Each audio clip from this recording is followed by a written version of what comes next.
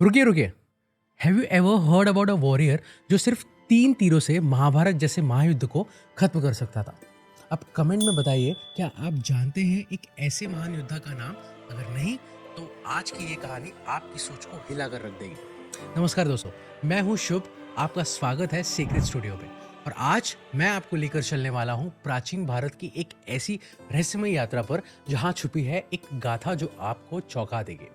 But first, अगर आप मेरी तरह एंशिएंट इंडियन हिस्ट्री, पुराणों और स्पिरिचुअल स्टोरीज में इंटरेस्टेड हैं, तो इस चैनल को सब्सक्राइब कर लीजिए अभी और बेल आइकन को दबाना ना भूलें, क्योंकि आज के बाद आप हमारी एक भी कहानी को मिस नहीं करना चाहेंगे। हस्तिनापुर के इतिहास का सबसे भयंकर और सबसे विनाशकारी युद्ध होने वाला था।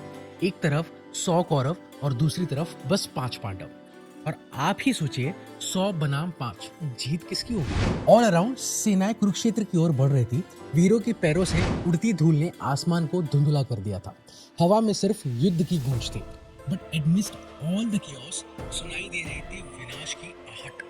एंड देन एक महावीर की एंट्री होती है, एक ऐसा वॉरियर जिसके नाम से दोनों पक्ष कांप उठते हैं। That warrior was barbaric. अब सुनिए उस कहानी का ओरिजिन। जब पांडव वनवास में थे, भीम की भेंट हुई हिडिंबा से। उनके प्रेम से जन्म हुआ घटोत्कच का, और घटोत्कच के विवाह से जन्मा बर्बरिक। मतलब बर्बरिक था भीम का नाती। अब सोचिए, एक बालक लेकिन इतनी शक्ति कि देवता भी चकित हो जाए। आप कमेंट में बताइए, क्या आप मानते हैं कि कोई बालक इतना पावरफुल हो सकता है? अब असली थ्रिल शुरू होता है। बर्बरिक बचपन से ही अजय बनना चाहता था। उसने कठोर तपस्या की, इतनी गहन कि देवी भी प्रसन्न हो गई और रिवॉर्ड में दिए 3 दिव्य बाण। लेकिन ये कोई ऑर्डिनरी एरोज नहीं थे। पहला बाण पूरी सेना को निशान लगा सकता था, दूसरा बाण पूरी सेना को एक ही वार में खत्म कर सकता था, और तीसरा बाण पूरी पृथ्वी का संतुलन बदल सकता था। अब आप ही सोचिए, क्या कोई 3 बाण इतनी शक्ति रखते होंगे? कमेंट करके बताइए, do you believe in such divine powers? और फिर आता है टर्निंग पॉइंट। पांडवों के शिविर में एक गुप्तचर आया। उसने युधिष्ठिर को प्रमाण कर कहा, महाराज, मैं अभी कौरवों के शिविर से लौट कर आया। वहां मैंने एक महत्वपूर्ण बात सुनी। राजकुमार दुर्योधन अपने पक्ष के महारथियों से ये पूछ रहे थे कि कौन योद्धा पांडवों को उनकी सेना के सहित कितने दिनों में समाप्त कर सकता है। सबसे पहले पितामह भीष्म, जो कौरवों के सेनापति भी हैं, बोले, मैं 1 महीने में पांडवों सहित उसकी पूरी सेना को समाप्त कर सकता हूँ। फिर गुरु द्रोणाचार्य ने कहा, मुझे अगर अवसर मिले तो मैं 15 दिनों में पांडवों को उनकी सेना के साथ समाप्त कर दूंगा। इसके पश्चात अश्वत्थामा ने कहा, मैं 10 दिनों के भीतर ही पांडवों को उसकी सेना के साथ समाप्त कर सकता हूँ। और जब अंगराज कर्ण से पूछा गया तो उन्होंने गर्व से कहा कि मैं तो मात्र 6 दिन यानी 1 सप्ताह में ही पांडवों को उनकी सेना के साथ समाप्त कर सकता हूँ। उस गुप्तचर की बात सुनकर युधिष्ठिर गहरे विचारों में पड़ गए। उन्होंने गुप्तचर को धन्यवाद देकर शिविर से बाहर भेज दिया। गुप्तचर के जाने के बाद अर्जुन ने आगे बढ़कर कहा, भाइयों, पितामह भीष्म और गुरु द्रोणाचार्य जो कह रहे हैं, ये केवल आकलन है। युद्ध का परिणाम पूर्वानुमान से ही तय होता है। जय पराजय रणभूमि में योद्धाओं की वीरता और समय के सहयोग पर निर्भर करती है। हमारे पक्ष में कई ऐसे वीर हैं जिनमें अकेले ही कौरवों की समस्त सेना को पराजित करने की क्षमता है। हमारे रण कौशल में भयभीत होकर कौरव स्वयं रणभूमि से पीछे हट सकते हैं। यदि फिर भी आपके मन में शंका है, तो मैं कहता हूं, मैं अकेला ही 1 दिन में समस्त कौरव सेना का नाश कर सकता हूं। अर्जुन की ये बात सुनकर शिविर में उपस्थित घटोत्कच का पुत्र बर्बरिक स्वयं को रोक नहीं सका। उसने अर्जुन से कहा, आपकी बात में कोई संदेह नहीं, किंतु मेरे पास एक ऐसी शक्ति है कि मैं इस युद्ध को सेना सहित कुछ ही पलों में समाप्त कर सकता हूँ। बर्बरिक के मुंह से ये बात सुनकर शिविर में उपस्थित सभी योद्धा चकित रह गए और लज्जावश अपनी दृष्टि नीचे झुका ली। तभी भगवान श्री कृष्ण मुस्कुराते हुए बोले, पार्थ, बर्बरिक ने जो कहा वो एकदम सत्य है। उसके पास ऐसी अद्भुत शक्ति है कि यदि वह चाहे तो इस महासंग्राम को कुछ ही क्षणों में समाप्त कर सकता है। जब बर्बरिक को महाभारत युद्ध की खबर मिली तो उसने प्रतिज्ञा ली, मैं उसी पक्ष का साथ दूंगा जो कमजोर होगा। नाउ थिंक फ्रेंड्स, अगर बर्बरिक पांडव के साथ लड़ता, कौरवों का सर्वनाश तय था, और अगर कौरवों के साथ लड़ता तो पांडवों को कोई नहीं बचा सकता था। Was this fair? एक ऐसा शक्ति संतुलन। यहाँ आते हैं भगवान श्री कृष्ण।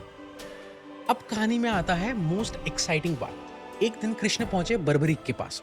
उन्होंने कहा, सुना है तुम्हारे पास 3 अद्भुत बाण हैं, दिखाओ तो सही। बर्बरीक ने बड़ी खुशी से बाण दिखाया और बताया, पहला बाण लक्ष्यों को चिन्हित करता है, दूसरा बाण उन्हें नष्ट करता है और तीसरे की तो जरूरत ही नहीं पड़ती है। अब आप बताइए, क्या ये क्लेम्स सच में संभव थे? तब असली टेस्ट शुरू हुआ। कृष्ण ने कहा, मेरे साथ चलो, और उसे लेकर गए एक पेड़ के पास और कहा, ये पेड़ मान लो कि दुश्मन की सेना है, अब इसे खत्म करके बताओ। बर्बरीक ने पहला बाण छोड़ा, सारे पत्तों पर निशान आ गए। दूसरा बाण छोड़ा, एक पल में सारे पत्ते कट कर गिर गए। एंड गेस व्हाट, एक बाण आकर कृष्ण के चरणों के पास रुक गया, क्योंकि उन्होंने एक पत्ता अपने पाव के नीचे छुपा लिया था। नाउ इमेजिन बर्बरीक का हाल। कृष्ण मुस्कुराए, तुम्हारे बाण से कभी कोई नहीं बच सकता। फिर कृष्ण ने पूछा, किसका साथ दोगे? बर्बरीक बोला, जो कमजोर होगा उसका। अब कृष्ण ने समझाया, अगर तुम पांडवों का साथ दोगे तो कौरव कमजोर होंगे, फिर तुम्हें कौरव का साथ देना होगा और ये चक्र तो चलता ही रहेगा। व्हाट डू यू थिंक, कैसे सुलझती है स्थिति? कृष्ण ने कहा, तुम युद्ध में भाग ही मत लो। बट बर्बरीक नहीं माना और फिर बर्बरीक ने कृष्ण से कहा, आप ही मेरे गुरु हैं, आप ही कोई मार्गदर्शन दीजिए। फाइनली कृष्ण बोले, तो फिर गुरु दक्षिणा देनी होगी, और मांगा बर्बरीक का सर। बट बर्बरीक ने एक अंतिम इच्छा रखी और कहा, हे कृष्णा, मुझे आपको गुरु दक्षिणा देने में कोई आपत्ति नहीं, लेकिन मैं इस महाभारत के युद्ध को अपनी आंखों से देखना चाहता हूँ। और उसने खुद का मस्तक समर्पित कर दिया। अब आप सोचिए, क्या आप इतना महान बलिदान कर सकते हैं? कृष्णा ने उसकी आखिरी इच्छा का सम्मान करते हुए उसे इस युद्ध को देखने की अनुमति दी और उसका मस्तक एक पहाड़ी पर स्थापित कर दिया ताकि वो पूरा युद्ध देख सके, और वरदान दिया, कल युग में तुम मेरे नाम के साथ पूजे जाओगे, खाटू श्याम के रूप में। 18 दिनों के युद्ध के बाद सभी पांडव अहंकार से भर चुके थे और खुद को इस युद्ध के जीत का श्रेय देने के लिए आपस में ही लड़ पड़े। पांडवों में यह डिबेट शुरू हो गई कि जीत का श्रेय किसे जाता है। कृष्ण ने कहा, वो बताएगा जिसने सब कुछ देखा है, और सभी बर्बरीक के मस्तक के पास पहुंच गए। बर्बरीक ने कहा, आप सभी इस युद्ध का श्रेय क्यों ले रहे हैं, जबकि असली युद्ध तो मेरे प्रभु श्री कृष्ण ने लड़ा था। ऑल वर शॉक्ड, एरोगेंस टूट गया। अब आप बताइए, क्या आपको भी कभी अपनी सक्सेस का ज्यादा प्राइड हुआ है? ये कहानी सिर्फ एक पुरानी कथा नहीं, ये हमें सिखाती है सच्ची भक्ति और त्याग का अर्थ। अहंकार कैसे हमें भ्रमित कर सकता है और उससे कैसे लड़ना चाहिए। Real strength lies in humility and sacrifice.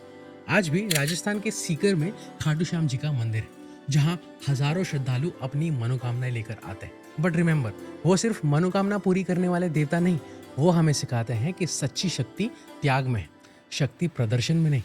अगर आपको ये गाथा पसंद आई हो तो लाइक जरूर करें, शेयर करें अपने फैमिली और फ्रेंड्स के साथ, चैनल को सब्सक्राइब करना ना भूलें और बेल आइकन दबाएं, और कमेंट्स में बताइए इस कहानी से आपको क्या सीख मिलती है। एंड यस, अगर आप ऐसी ही और मिस्टीरियस और मोटिवेशनल कथाएं सुनना चाहते हैं तो कमेंट में ज़रूर बताइए।